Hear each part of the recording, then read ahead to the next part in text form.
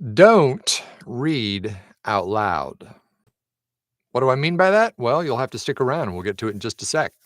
But first, welcome to the VoiceOver Huddle. My name's Mike Hathcote. I'm a full-time voice actor and voiceover coach, and we jump on here every weekday morning at 9 a.m. Pacific time to give you a little tip to help you in your voiceover business. Sometimes it's business related, sometimes it's marketing related, sometimes it's performance related. Just try to give you some free advice just to get you further down the road on your voiceover career. Don't forget to like and subscribe and hit the notification bell. We're still charging our way towards 84,000 subscribers. Please, if you haven't yet, hit that subscribe button so we can get there. And of course, you'll get this content as soon as possible if you do. And then, of course, chime in on the chat so I can do some shout outs here just in a few minutes and see where you're watching from. We are still at 5 spots left for the TV affiliate boot camp coming up on the 24th. So if you're on the fence about that, it will sell out. I mean, there's no question. So we just need to make sure that if you are going to get in there quickly because it will sell out. Although we still do have some of the fly on the wall options where you can just audit the class and not really get the demo and the database and all that kind of stuff. So if you want to learn more about that, check out the description below and watch the interview between myself and Aaron, where we really break down what you're going to get out of this boot camp. Okay, today's going to be kind of short and sweet. And when I say don't read out loud, the reason why I say that is that a lot of the time that I first start working with a new, aspiring voice actor, we sit down for our first session. I give them a script, or maybe they've brought a script. They start to go and they just start reading, which is natural because that's what for the untrained voice actor, it's natural for them to do that because that's how up until then we all, read, even out loud. We just read like we read in our head. That is the opposite of what you should do. They'll sit down and they'll read the script and they'll, okay, welcome to this course on building maintenance and OSHA requirements. That's not what we do as voice actors. The whole ball game in voice acting, I mean, when you really break it down to its most fundamental level, the whole ball game is to sound like you are not reading, like this stuff is just coming off the top of your head. Now, there's a lot of ways you can do that. There's a lot of techniques and tactics that you can, put out there to get to sound more natural. But that's it. That's ball game.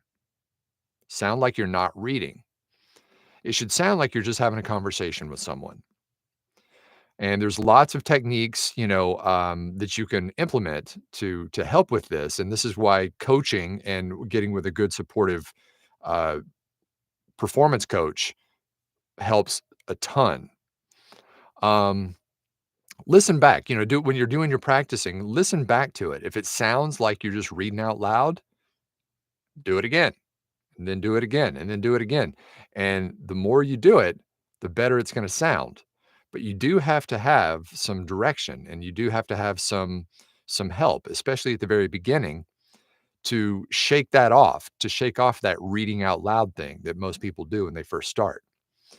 Now, we've talked about a few things on this huddle over the past few months that can help you with that, and I would advise you to go back and check those things out. Things like the look away method that I called the look away method, the springboard method, the hesitation method, all those things we talk about in previous huddles. So go back and check those out. But even formatting your scripts, making them easier to read will help you a lot. Things like, you can even change the font. If somebody sends you a script and it's hard to read, then mark it up. And that's also why using a digital version of the script versus a written copy of the script is so much better because you can highlight things and underline things and bold and space things out and stuff and just have it right there on the screen for you. But even changing the font sometimes helps. because different fonts are easier to read than others. So play with some fonts. And I think New Times Roman is one of the fonts that is one of the easier ones to read from. And there's studies out there on which ones are best, but just pick one that's right for you. And if the script comes in and it's not in that font, switch it to that font just to help you out a little bit. Because all those little tweaks that you can make to the script, whether it's marking it up, changing the font, spacing things out, formatting, those are going to help you read more naturally. Because if not, you're going to be focused so much on reading the script that you're going to lose the performance aspect and the what you're going for, which is the conversational, authentic self. So that's it. That's the bottom line. Do not read out loud. I know it's easier said than done. Remember, performance coaching is very, very important, especially at the beginning. You know, like anything, you're going to learn more at the beginning. And then after a while, it's going to be more like upkeep. So just keep that in mind. Don't read out loud. If you need to put a sign in your booth that says that, just like the slow down, remember the slow down sign that I talked about that I had up for years? Um, Whatever you got to do to remind yourself to not read out loud. Read out loud, but don't read out loud. You get what I'm saying? Because you're going to be reading the script. Just sound like you're not reading. That's the key. Cool? Cool. All right. Let's see who's in this morning. There's John from Denver. First one in today. Ding, ding, ding. And Jim Ripper from Beaufort, South Carolina. Beaufort, sorry, South Carolina. And there's Grady from Ithaca, New York. Good to see you on here, Grady. And there's Sarah from Kentucky. And there's Dennis from Pasadena, California. Good morning to you. And there's Bob from Wadsworth, Ohio. And good afternoon to Alan in Philly. And there's Kirk from Greenville, South Carolina, and Tracy from Rochester, Minnesota. Always nice to see Nancy in Yankton, South Dakota on here. And there's Wayne from Port Orchard, Washington. And Callie from Pasco, Washington. Washington in the house. And there's Jay from Covington, Georgia. Good to see you on here. And Chris from Lakeville, Minnesota. And there's Kate from Marietta, Georgia. And Maria from Rhode Island. Good afternoon to you. And Dennis Denise from Long Island. Good afternoon to you too. And there's Becky, Grandma Becky, checking in from Albion, Michigan. And good morning, Jason from Kearney, Nebraska. Have a wonderful day, everyone. And to you as well, Jason. Thank you. And good morning, Andrew in Latvia.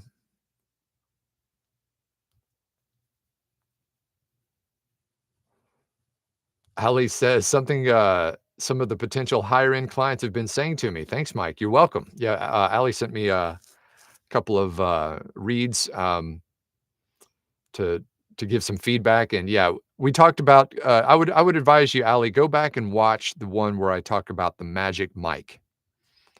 It's been a few weeks, but the magic mic, which means that when most people sit down behind the microphone, a switch flips in their head and they go into performance mode, which means they change their voice basically. Instead of talking, like themselves, they go into performance mode and I've got to sound like a professional. And, that's the opposite of what you want to do.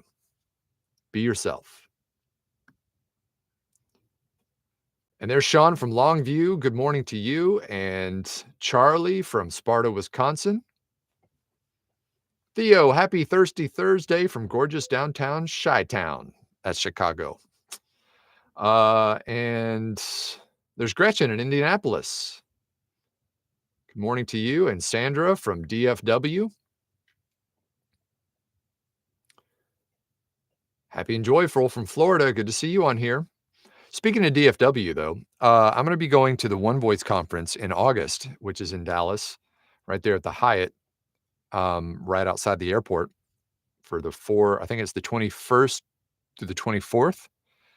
And so if anybody's in the area, love to see you there in person, shake your hand or fist bump or whatever we're doing these days post-COVID. And So, I'll be there all 4 days or 3 days, whatever it is. I'll be there for the whole conference. So, hope to see you all there. There's Michael from San Diego. Good morning, sir. Good to see you. All right. Well, I said it was going to be short and sweet, and it has been. So just remember, don't read out loud. Be authentic. Practice, practice, practice, practice. I know it's easier said than done.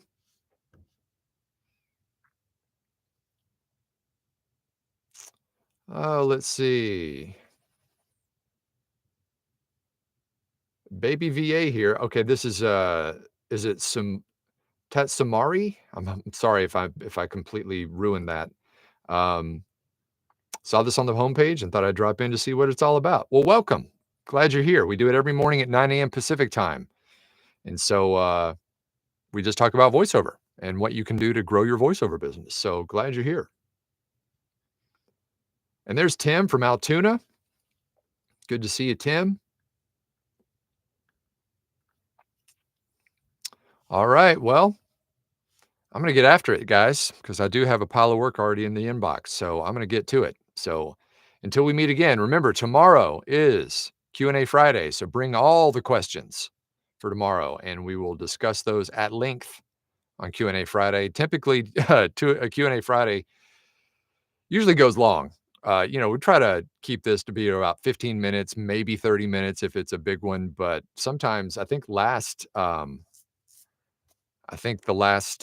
Q&A Friday went something like, I don't know, almost an hour. It was like, 50 minutes or something like that. So bring those questions. All right. Well, we'll see you guys then. And until then, break a lip. Take care.